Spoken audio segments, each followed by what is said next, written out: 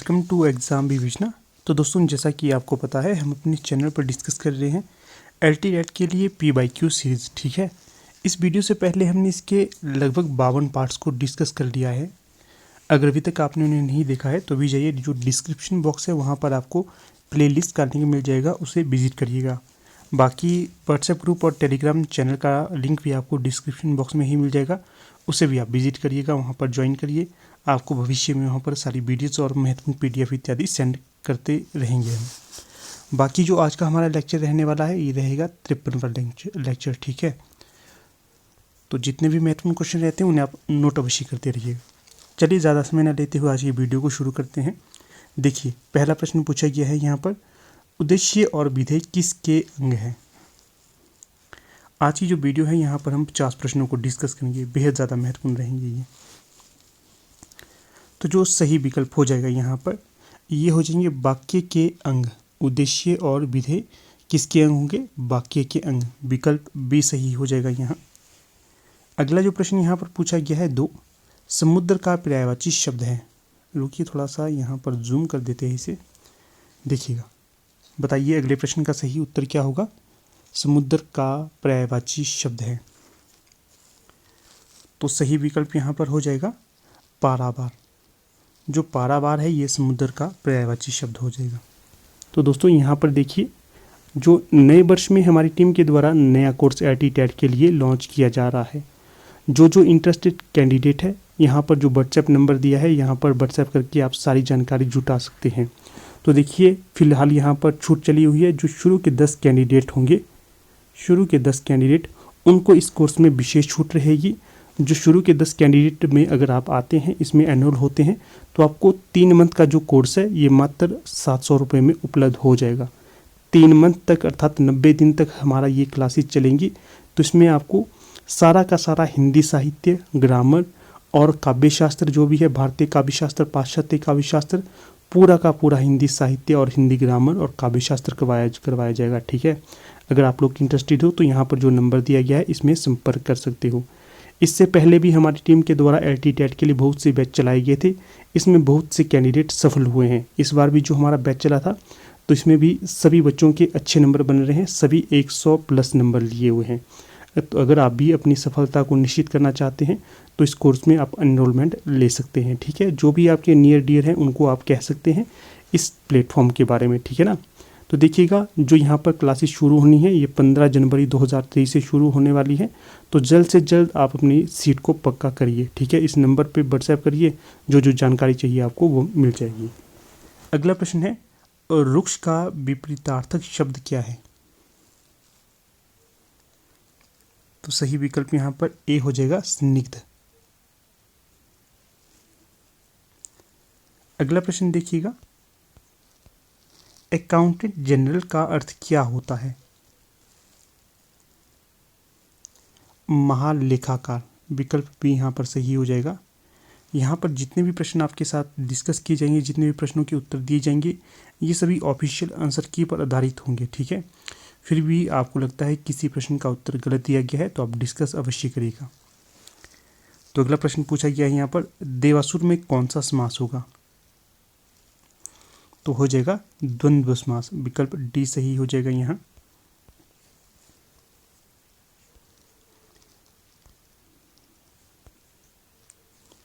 फिर देखिए, अगला प्रश्न है 6। क्या पूछा गया है, छलिया छवीलो छैल छाती छुए चलो गयो। ये पंक्तियां किस कवि के ग्रंथ से ली गई हैं? तो जो छठे का सही विकल्प हो जाएगा, पद्माकर के पद्माभरण नामक ग्रंथ है, यहाँ से ये पंक्तियां ली गई हैं। तो बी सही विकल्प हो जाएगा। अगला प्रश्न है 7, उदंत मार्तंड कहाँ से प्रकाशित होता था? तो सही विकल्प हो जाएगा, कलकत्ता से ये प्रकाशित होता था। जो उदंत मार्तंड है, इसे हिंदी का प्रथम पत्र होने का गौरव भी प्राप्त है। ठीक है, तो इन तथ्यों को भी ध्यान रखिएगा। अगला प्रश्न पूछा गया है यहाँ पर आपसे 8, जुगुप्सा किस रस का स्थायी भाव है? मैंने रस से संबंधित आपको एक पूरी वीडियो बनाकर दे दी है। अगर अभी तक आपने उसे विजिट नहीं करा है तो आप सर्च करके उसे भी देख लीजिएगा, सारा समझ आ जाएगा आपको रस क्या है। ठीक है, तो जो 8वें का सही विकल्प हो जाएगा, जो विभत्स रस है ये जुगुप्सा का स्थायी भाव हो जाएगा। अगला प्रश्न है, पाश्चात्य समीक्षा शास्त्र के पहले बहुमान्य समीक्षक कौन थे? तो 9वें का जो सही विकल्प हो जाएगा तो ये हो जाएगा प्लेटो। जो पाश्चात्य समीक्षा शास्त्र के पहले बहुमान्य समीक्षक के तौर पर जाने जाते हैं तो ये जाने जाते हैं प्लेटो। 9वें का सही विकल्प यहाँ डी हो जाएगा। अगला प्रश्न देखिएगा 10, विकासवाद के प्रस्तावक का नाम बताइए। जो विकासवाद है किसके द्वारा इसे प्रस्तावित करा गया था? सही विकल्प हो जाएगा यहाँ पर डार्विन के द्वारा इसे स्थापित किया गया था या इसका प्रसार किया गया था।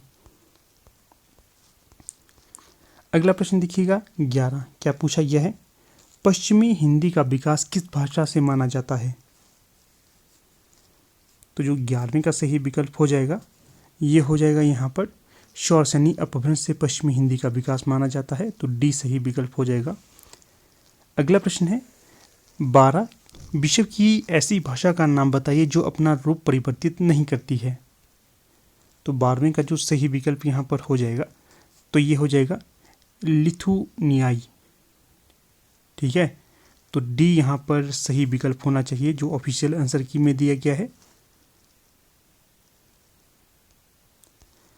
अगला प्रश्न है 13, केंद्रीय हिंदी निदेशालय की स्थापना हुई थी, बताइए कब हुई थी? तो 13 का जो सही विकल्प हो जाएगा 1 मार्च 1960 ईस्वी को। आगे बढ़ने से पहले आपको यहाँ पर बता देता हूँ, अगर आप लोग HPPGT हिंदी, LT, TET और LT कमीशन की प्रिपरेशन कर रहे हैं तो आप हमारी टीम के द्वारा आपको प्रीवियस ईयर के क्वेश्चन पेपर उपलब्ध करवाए जा रहे हैं। ठीक है, अगर आप इन्हें लेना चाहते हो तो आप यहाँ पर जो व्हाट्सएप नंबर दिया गया है इस पर संपर्क करके इनके बारे में जानकारी जुटा सकते हैं। देखिएगा, चाहे LT कमीशन हो गया, LT TET हो गया या फिर PGT हिंदी हो गया हिमाचल प्रदेश में, इनके बारे में कोई ढंग का अभी तक सिलेबस उपलब्ध नहीं होता है। तो हमें जब एग्ज़ाम देते हैं हम उससे पहले इसका सिलेबस देखना होता। तो अगर सिलेबस उपलब्ध नहीं है तो कैसे देखेंगे? जितने भी प्रीवियस ईयर के क्वेश्चन पेपर होते हैं उन्हें हमने देखना होता है कि किस ढंग के प्रश्न पूछे जाते हैं, किस ढंग की तैयारी करनी चाहिए, क्या आपको पढ़ना चाहिए, क्या छोड़ना चाहिए, ये सब आपको प्रीवियस ईयर के क्वेश्चन पेपर को देख के पता चल जाता है। तो आप अवश्य इनका मूल्यांकन भी करिएगा। ठीक है, चलिए आगे देख लेते हैं क्या प्रश्न पूछा गया है। तो देखिएगा, प्रश्न संख्या 14 है, इसमें पूछा गया है हिंदी के विकास क्रम का सही अनुक्रम कौन सा होगा? तो जो 14 का सही विकल्प हो जाएगा विकल्प ए, अर्थात सबसे पहले पाली आई, फिर प्राकृत, उसके पश्चात यहाँ पर अपभ्रंश और सबसे अंत में हिंदी। तो ये अनुक्रम यहाँ पर सही हो जाएगा। फिर जो अगला प्रश्न है 15, पलवन का शाब्दिक अर्थ होता है, तो बताइएगा पलवन का शाब्दिक अर्थ क्या होगा? तो ये हो जाएगा विस्तार। ठीक है, सी सही विकल्प यहाँ पर हो जाएगा 15 का।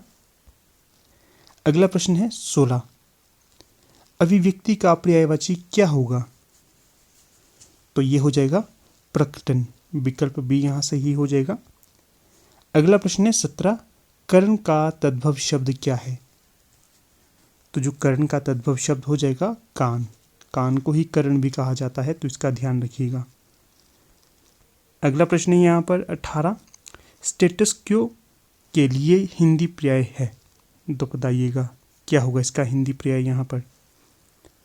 सही विकल्प जो हो जाएगा यथापूर्ण स्थिति, सी सही विकल्प हो जाएगा। अगला प्रश्न है 19, आचार्य रामचंद्र शुक्ल ने हिंदी साहित्य के इतिहास को कितने भागों में बांटा है? तो सही विकल्प हो जाएगा 4 भागों में से बांटा है, विकल्प ए सही हो जाएगा। अगला प्रश्न है 20, खुमान रासो किस कवि की रचना है?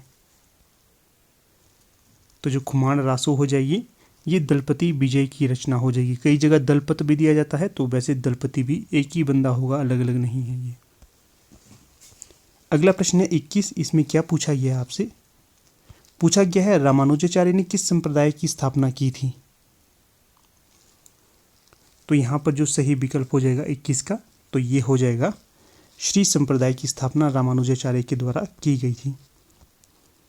अगला प्रश्न है 22, उक्ति व्यक्ति प्रकरण ग्रंथ का प्रतिपाद्य विषय क्या है? तो जो सही विकल्प हो जाएगा ये व्याकरण ग्रंथ माना जाता है, सी सही विकल्प।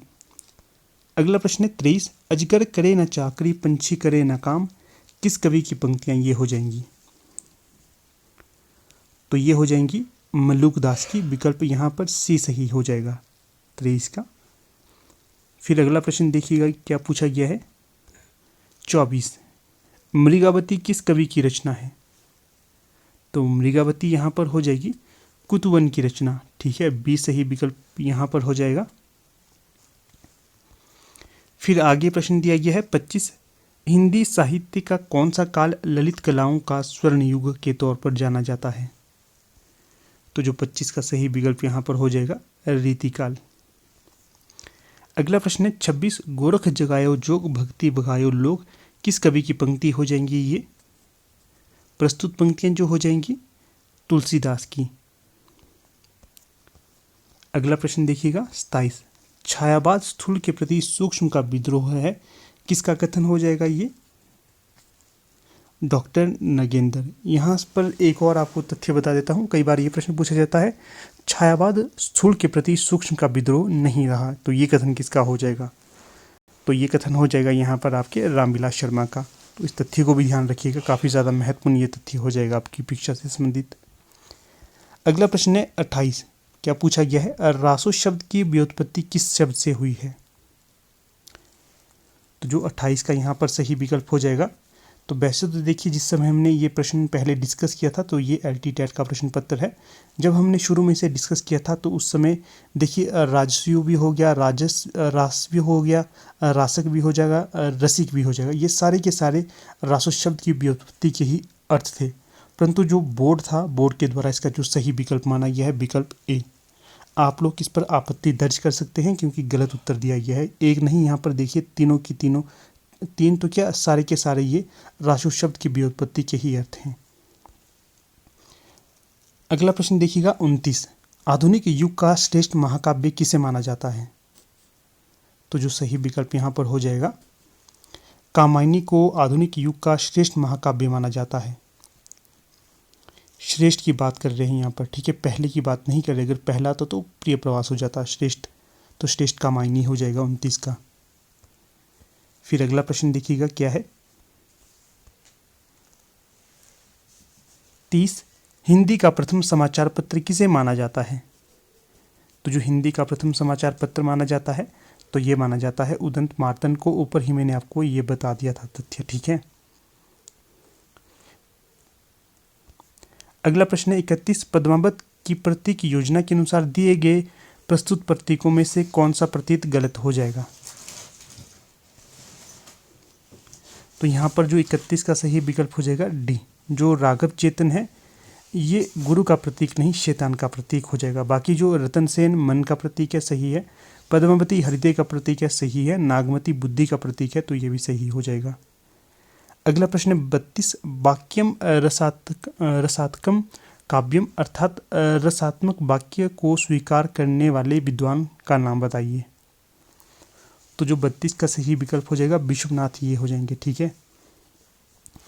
यहाँ पर थोड़े से तथ्य आपको और बता देता हूँ। देखिए जो भरत मुनि थे ये थे आपके रस संप्रदाय के प्रवर्तक, ठीक है, और जो विश्वनाथ है इन्होंने भी रस संप्रदाय के प्रवर्तन में महत्वपूर्ण योगदान अपना दिया था। अगर पूछा जाए रस संप्रदाय का प्रवर्तक किसे माना जाता है तो ये भरत मुनि हो जाएंगे। अगर ये प्रश्न पूछे कि जो भरत मुनि ने रसों की संख्या या स्थायी भाव की संख्या कितनी मानी थी तो ये 8 मानी थी, तो इसका भी ध्यान रखना आपने। अगला प्रश्न है 33, इसमें क्या पूछा गया है?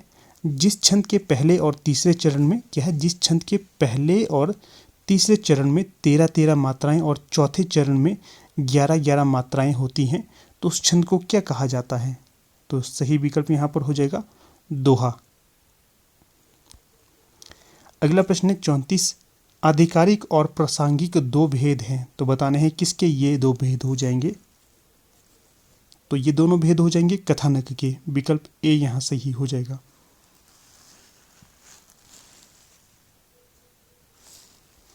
अगला प्रश्न है 35, कवि कल्पतरु और श्रृंगार मंजरी किस रीतिकालीन कवि की रचनाएं हैं? ध्यान रखना है पहले तो ये कि जो ये दोनों रचनाएं हैं रीतिकाल की रचनाएं हैं। फिर पूछा गया है किस रीतिकालीन कवि की रचनाएं हो जाएंगी? तो सही विकल्प यहाँ पर हो जाएगा चिंतामणि की ये दोनों रचनाएं हो जाएंगी। ठीक है, थोड़े से तथ्य यहाँ पर आपको चिंतामणि से दे देता हूँ। वैसे तो मैं ज़्यादा लंबा नहीं इस वीडियो को खींचना चाहता था, परंतु यहाँ पर तथ्य देने जरूरी है। देखिएगा, जो चिंतामणि है इन्हें जो आचार्य रामचंद्र शुक्ल के द्वारा है रीतिकाल का प्रवर्तक स्वीकार किया गया था, और जो डॉक्टर नगेंद्र हो गए, हजारी प्रसाद द्विवेदी इत्यादि हो गए, उन्होंने रीतिकाल का प्रवर्तक केशवदास को ही स्वीकार किया है। चलिए अगला प्रश्न देख लेते हैं। यहाँ पर हम उल्टा देख लेते हैं 38 से ऊपर को। देखिए, भारतेंदु हरिश्चंद्र ने नारी शिक्षा हेतु किस पत्रिका का संपादन किया था? तो सही विकल्प जो यहाँ पर हो जाएगा तो ये हो जाएगा बाला या बाल बोधिनी। ठीक है, ये पत्रिका इनके द्वारा चलाई गई थी। इसी के साथ देखिएगा, जो भारतेंदु हरिश्चंद्र थे इनके द्वारा और पत्रिकाएं भी चलाई गई थी। कौन कौन सी? कवि वचन सुधा, बाला बोधिनी, हरिश्चंद्र मैगजीन, ये 3 पत्रिकाएं इनके द्वारा चलाई गई थी।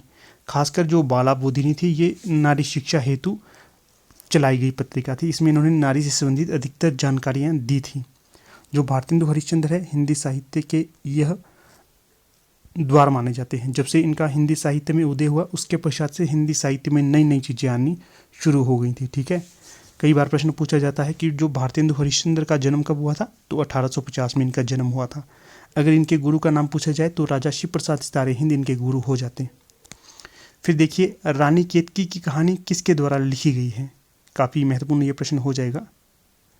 तो जो रानी केतकी की कहानी लिखी गई है इंशा अल्लाह खां के द्वारा लिखी गई है। जो इंशा अल्लाह खां हो गए, मुंशी सदा सुखलाल हो गए, लल्लू जी लाल हो गए, सदल मिश्र हो गए, ये 4 जो हिंदी साहित्य के प्रारंभिक यार के तौर पर जाने जाते हैं, इन्होंने हिंदी साहित्य के गद्य के विकास में महत्वपूर्ण भूमिका निभाई थी। ये देखिएगा, इनमें से जो अपने लल्लू लाल हो गए और सदल मिश्र हो गए, ये दोनों ही फोर्ट विलियम कॉलेज में भी काम करते थे। कई बार इस प्रश्न को भी पूछा जाता है। और देखिए, जो विकल्प सी में है राजा शिव प्रसाद सितारे हिंद, ये थे भारतेंदु के शिक्षा गुरु। ठीक है, और इनके द्वारा जो आम फाम की भाषा थी जो उर्दू से संबंधित होती थी उसका इन्होंने प्रचार प्रसार किया था। अगला प्रश्न है 36, हिंदी का प्रथम उपन्यास इनमें से कौन सा है? तो जो 36 का सही विकल्प यहाँ पर हो जाएगा विकल्प ए, जो परीक्षा गुरु है इसे हिंदी का प्रथम उपन्यास होने का गौरव प्राप्त है। ठीक है, अगर प्रश्न बने कि ये उपन्यास तो है हिंदी का प्रथम, परंतु इसके उपन्यासकार कौन होंगे? तो लाला श्रीनिवास दास। अगर समय पूछा जाएगा इसका कब का है? 1882 का इसका समय हो जाएगा। अगर आपसे ये प्रश्न पूछा जाएगा कि जो इसके साथ साथ और कौन कौन से हिंदी के प्रथम उपन्यास होने के गौरव प्राप्त है जिन्हें, तो जो भाग्यवती है, देवरानी जेठानी की कहानी है, इन्हें भी हिंदी का प्रथम उपन्यास माना जाता है। परंतु जो मूल आधार है जिसके द्वारा इन्हें माना जाता है, जो आचार्य रामचंद्र शुक्ल है, वे मानते हैं कि जो परीक्षा गुरु है यह हिंदी का प्रथम उपन्यास है। इसी को आधार मानकर बाकी के विद्वान भी इसे हिंदी का प्रथम उपन्यास मानते हैं। बाकी देखिए, जो परीक्षा गुरु है काफ़ी सुंदर उपन्यास है ये उपन्यास। ठीक है, परीक्षा गुरु कभी समय मिलता है तो अवश्य यूट्यूब पे सर्च करिए, चाहे आप इसका PDF प्राप्त करना चाहें तो वहाँ से पढ़िएगा, बहुत मज़ा आएगा इसको पढ़ने से आपको। इसका जो देखिए मूल उद्देश्य था एक शिक्षात्मक उपन्यास था। इसमें शिक्षा दी गई है किस प्रकार से। इसका जो मूल पात्र था वो अधिक जो इसके दोस्त थे ना बुरी संगति वाले, उनकी चकाचौंध में आकर बुरे व्यसन में लिप्त हो जाता है, तरह तरह के नशे इत्यादि करता है। इसके बारे में बताया गया है किस प्रकार से उसके एक दोस्त था, वकील दोस्त, उसके संगति से वो अपने सारे के सारे बुरे कार्यों से निर्लिप्त हो जाता है और अच्छे सत्कार्य में लग जाता है। ठीक है, इस प्रकार की इसकी कुछ पृष्ठभूमि थी। ठीक है, मुझे भी पूरा भी याद नहीं आ रहा है, परंतु काफ़ी अच्छा उपन्यास ये था। अगला देखिए, अगला प्रश्न है 39, दुख ही जीवन की कथा रही क्या कहूँ जो आज नहीं कही, किसकी पंक्तियाँ हो जाएंगी? ये काफ़ी अच्छी पंक्तियाँ हैं।